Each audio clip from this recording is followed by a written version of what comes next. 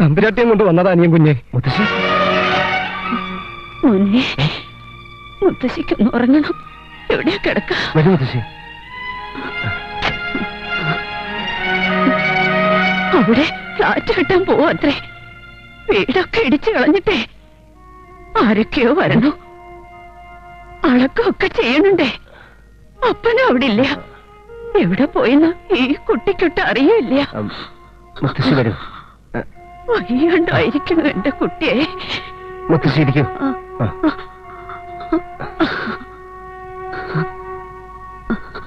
നിങ്ങളുടെ പെട്ടിയൊക്കെ എടുത്തിട്ടില്ലേ മോളെ? അമ്മയുടെ പെട്ടി എടുത്തിട്ടുണ്ട്. എനിക്കെന്തിനീ പെട്ടിയൊക്കെ? മുടങ്ങി പോവാനൊരു വസ്ത്രം പോലെ. വയ്യാണ്ടായിരിക്കണം കുട്ടിയെ, വയ്യാണ്ടായിരിക്കണം. വീട് പൊളിച്ചു കളഞ്ഞിട്ട് ഫ്ലാറ്റ് കിട്ടാൻ പോവാത്രേ. അതൊന്നും നടക്കില്ല മുത്തശ്ശി. അപ്പേട്ടൻ വന്നോട്ടെ. ഞാനല്ലേ പറയുന്നത്, നമ്മുടെ വീട് ആരും പൊളിക്കില്ല. ഞാൻ സമ്മതിക്കില്ല. അഡ്വാൻസ് ഒക്കെ വാങ്ങിയിട്ടുണ്ട് അത്രേ. അത് തിരിച്ചു കൊടുത്താ പോരെ മുത്തശ്ശി? എത്രയായാലും ഞാൻ കൊടുക്കാം. എനിക്ക് ഉറങ്ങണം. പരമേട്ടാ, ആ പെട്ടിയൊക്കെ ഇങ്ങ് എടുത്തോളൂ. വരൂ മുത്തശ്ശി, വരൂ വരൂ.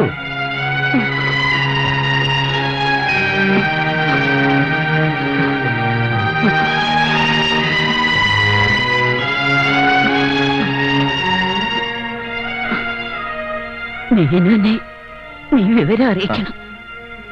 അയാള് പരിഭ്രമിക്കണ്ട. മഴ പെയ്യുന്നുണ്ടോ? ഇല്ല മുത്തശ്ശി. എനിക്കെങ്ങനെ തോന്നി. നീ അവളെ കാണാറുണ്ടോ? ആരെ? നമ്മുടെ സുധനെ. മുത്തശ്ശിയോട് പിണങ്ങി ആശ്രമത്തിൽ പോയി കഴിയുമല്ലേ? വയ്യാണ്ടായിരിക്കുന്നു കുട്ടിയെ, വയ്യാണ്ടായിരിക്കുന്നു. എനിക്ക് അവളെ ഒന്ന് കാണാതെ മോനെ. മുത്തശ്ശി ഞാൻ കൊണ്ടുപോവാം, ഞാൻ കൊണ്ടുപോവാം. എല്ലാരും ഒന്നിച്ചൊന്ന് കാണാൻ കഴിഞ്ഞിരുന്നെങ്കിൽ യാത്ര പറയാൻ. അങ്ങനെ ഒന്നും പറയാൻ പാടില്ല മുത്തശ്ശി. കിടക്കൂ, കിടക്കൂ.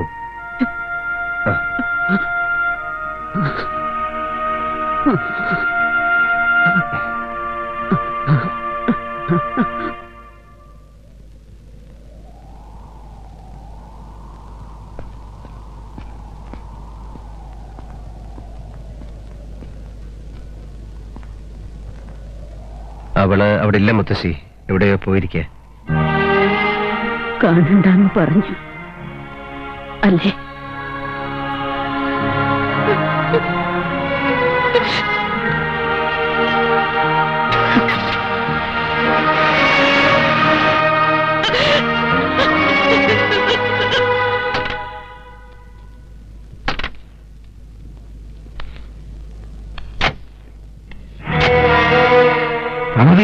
അമ്മയുടെ അമ്മയ്ക്കായി തോടുത്ത ജ്ഞാനപീഠ അവാർഡ്.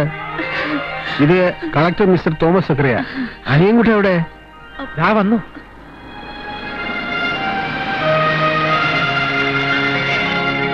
അണ്ണാ, മുത്തശ്ശിക്കാണ് ഇത്തവണത്തെ ജ്ഞാനപീഠ അവാർഡ്. ആണോ? അച്ഛാ, അതേ മോനെ. മുത്തശ്ശി,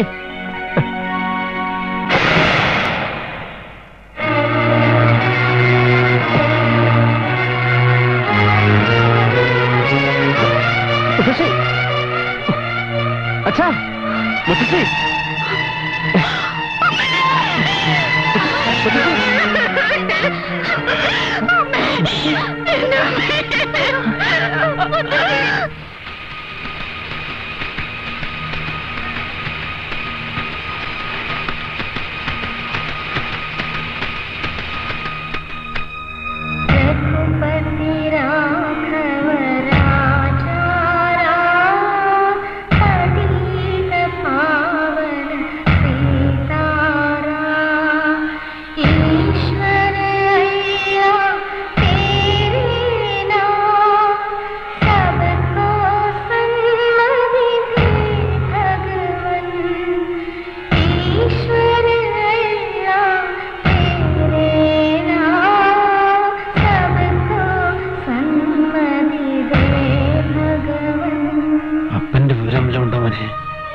മെസ്സേജ് എല്ലായിടത്തും കൊടുത്തിട്ടുണ്ട്.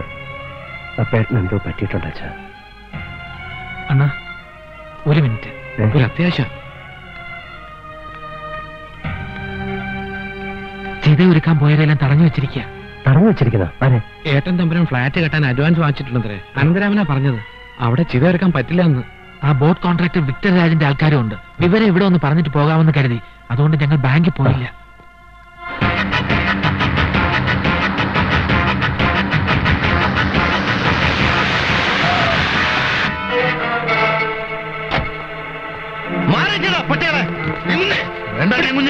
വഴക്കിനൊന്നും പോകണ്ട, എല്ലാം പോലീസ് ഒന്ന് തീരുമാനിക്കട്ടെ.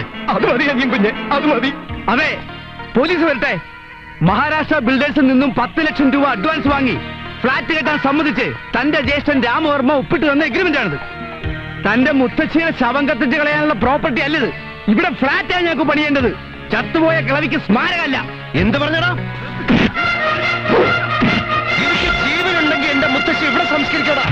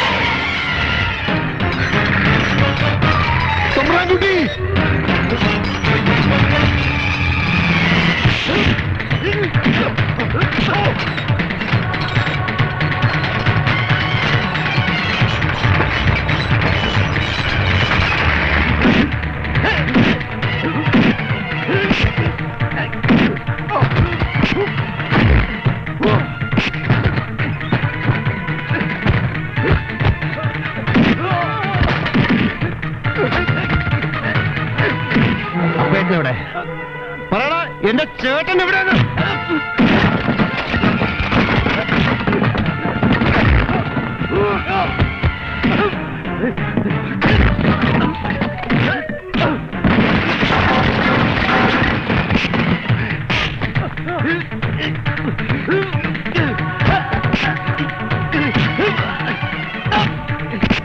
പറയടാ, എന്റെ അപ്പേട്ടനെവിടെ? പറയാൻ പറ്റില്ലേ? ഇവനറിയാം എന്റെ അപ്പേട്ടൻ എവിടെ ഉണ്ടെന്ന്. കർമ്മം ചെയ്യാൻ എനിക്ക് എന്റെ അപ്പേട്ടൻ വേണം. മുരുക, ഈ വണ്ടിയും ക്രെയിനൊക്കെ എടുത്ത് മാറ്റടാ.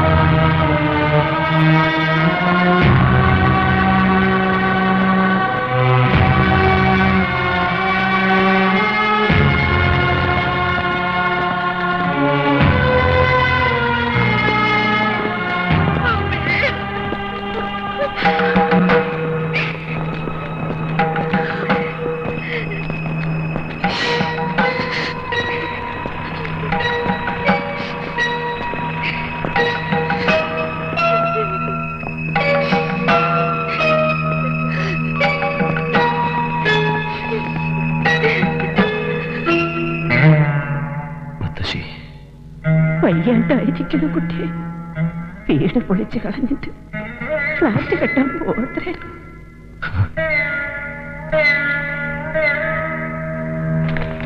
മോളെ സുധു,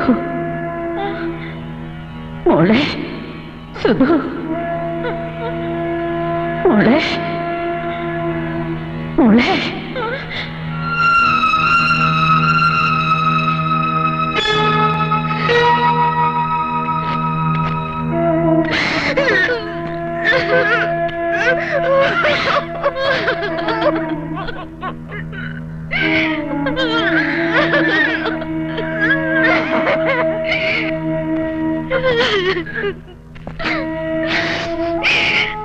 മല്ലിക, അതങ്ങ് കൊടുത്തേക്ക്. 10 ലക്ഷം രൂപയല്ലേ അപ്പേട്ടന് അഡ്വാൻസ് വാങ്ങിച്ചത്? 20 ലക്ഷം തിരിച്ചു കൊടുത്തേക്ക്. നമ്മുടെ മുത്തശ്ശിയെ നമ്മുടെ സ്വന്തം മണ്ണിൽ സംസ്കരിക്കണം.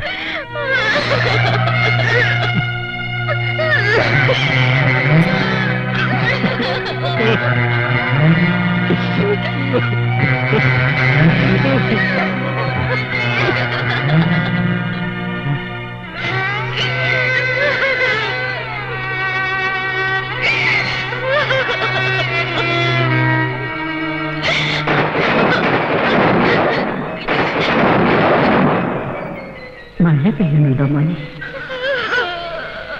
എനിക്കെങ്ങനെ തോന്നി. നീ അവളെ കാണാറുണ്ടോ?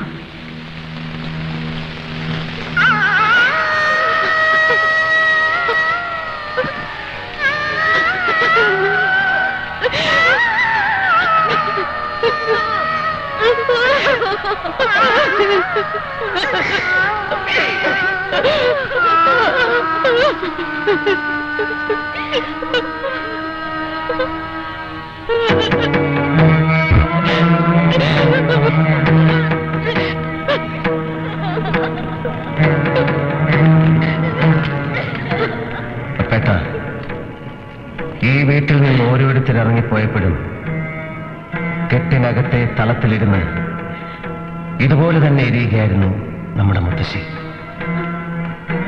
യാത്ര പറയാൻ പോലും നമുക്കൊന്നിച്ച് നിന്നു കൊടുക്കാൻ കഴിഞ്ഞില്ലല്ലോ അപ്പേട്ട.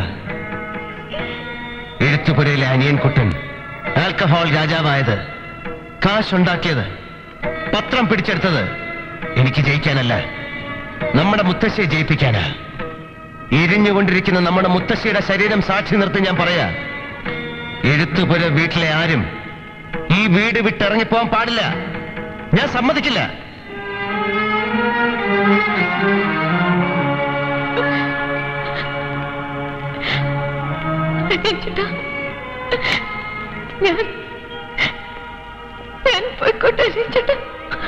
പോകില്ല, പോകാൻ ഞാൻ സമ്മതിക്കില്ല. കാവി കൊണ്ട് മനസ്സ് മൂടാൻ നോക്കാതെ സുധു, നീ നിൽക്കുന്നത് നിന്റെ അനിയൻ ചേട്ടന്റെ മുമ്പിലാ. അല്ലാന്ന് പറയാൻ പറ്റുമോ നിനക്ക്? പറ്റുമോ സുധു?